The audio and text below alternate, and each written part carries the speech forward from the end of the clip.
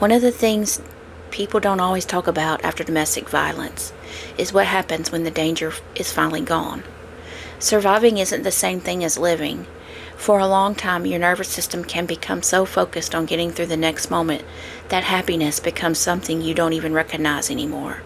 You may know how to survive fear, anger, walking on eggshells, and constantly watching someone else's mood, but you may have forgotten what peace feels like.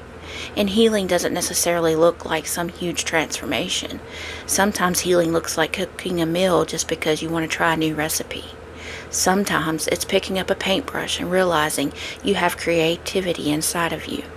Sometimes it's laughing without immediately wondering if you're allowed to be happy. Sometimes it's resting without feeling guilty. And sometimes it's having someone beside you who doesn't make you afraid to be yourself.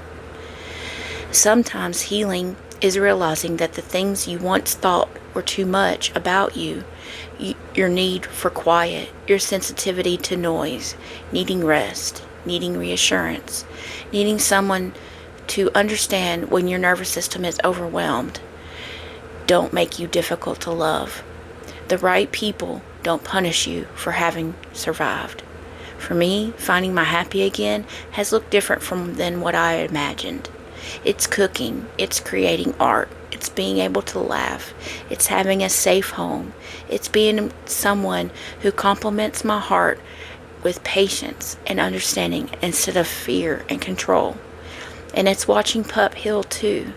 Since coming back home in January, we've all been learning what safety feels like. Me, Pup, and the person who came back into my life when I needed a safe place to land.